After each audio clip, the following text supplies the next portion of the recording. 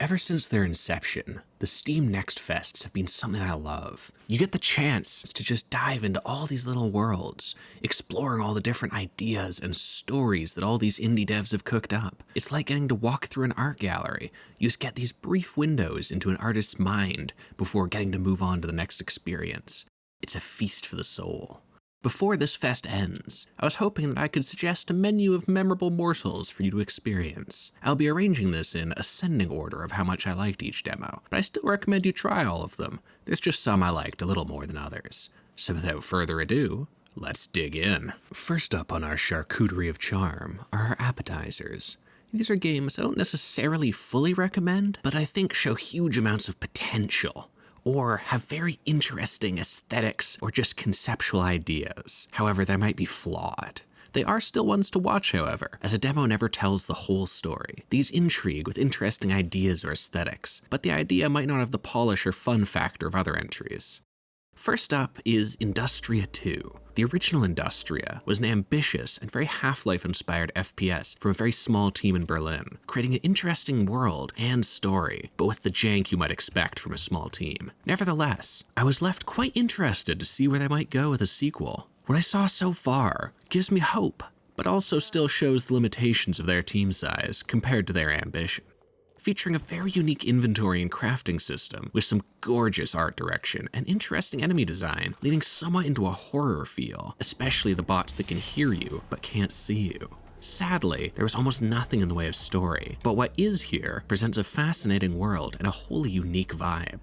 Hopefully, in the full release, the devs will have figured out exactly what kind of game it is they're going for, as right now it feels caught between wanting to be a linear story-driven shooter and more of a survival horror game. Moving on to our second dish, we have the demo for Motor Slice, a 3D action platformer set within a crumbling megastructure. If you know me, then you know that I like a good megastructure, and a good 3D platformer too.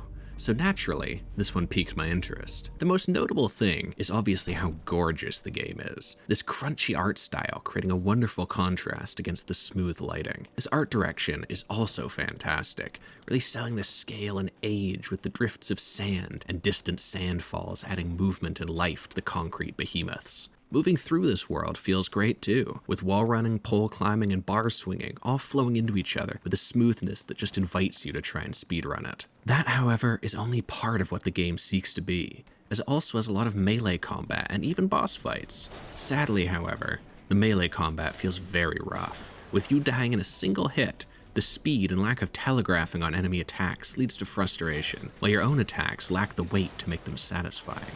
Once again, this is only a demo, so who knows how it will feel in the full release, but man is there potential here. I do think the boss fight offers a much better experience as you fight it with your platforming, doing a far better job of utilizing the mechanics to make a combat encounter that is both satisfying and exhilarating.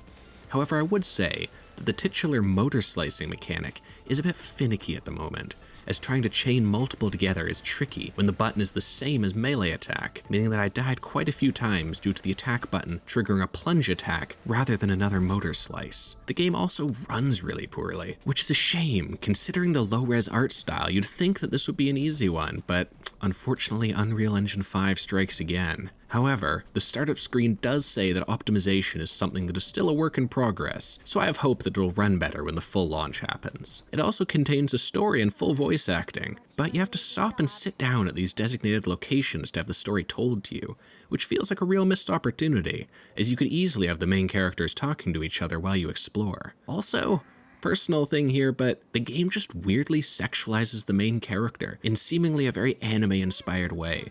It just feels really out of place to me, but each to their own, I guess. After those creatively courageous canapes, we have something far safer. Maybe too safe. This is the demo for the upcoming Painkiller reboot. As someone who grew up watching Total Biscuit videos, I was excited when I heard there was going to be a new Painkiller. However, that excitement was tempered when I learned that it was going to be a co-op focused live service game, a kiss of death for most series. However, now that I've gotten to play it, I'm cautiously optimistic. The best description is if Doom and Darktide had a baby. It is a horde shooter with a focus on movement and weapon switching. I understand that people might disagree on this one, and yes, I think this game is very flawed, but I also can't deny that I just had a ton of fun playing the demo. Maybe I'm just a sucker for chewing through hordes of demons, but I had a good time. I think that the gunplay feels quite satisfying, and the enemy designs support it well.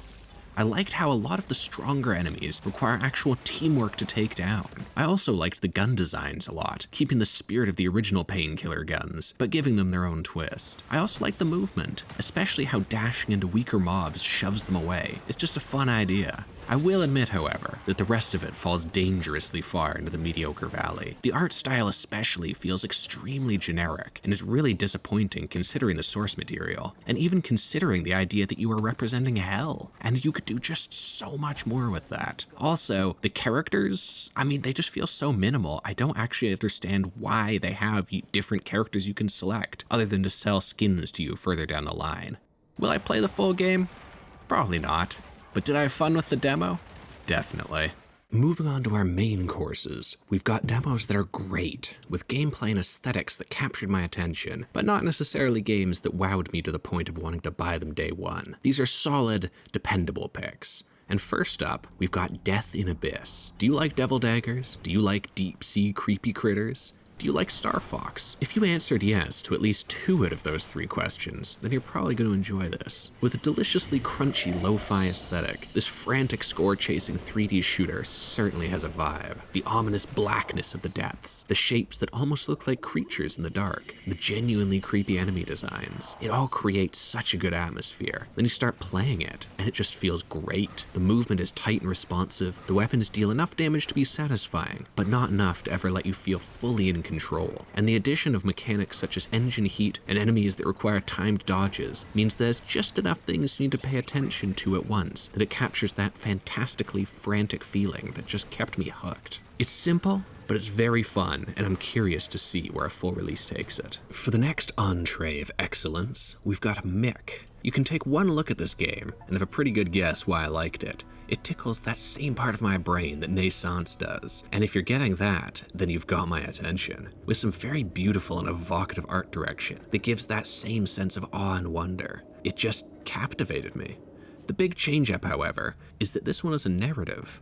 Rather than leaving it all up to your own interpretation, this game is a story, and more importantly, world building. You actually learn about this megastructure and the inhabitants. Honestly, it can feel overwhelming at points with the amount of computer logs and notes you can find around, but what's there already has me hooked. The idea of cultures forming in the decrepit remains of some long-lost megastructure is just such a fascinating idea, and seeing how they get displayed visually really gets me excited for what the full game might do. It is held back a little bit by the level design, however, as it can be easy to get lost in these levels, as they look fairly similar, and sometimes your objective isn't clear, but not in a fun way, just in a frustrating way where you have to run around the same room for 5 minutes trying to find the right note or the tiny hole in the wall that you just somehow didn't notice the first time. There is, however, a fantastic surprise at the end of the demo, which I will not spoil for those of you who dare to find it yourself.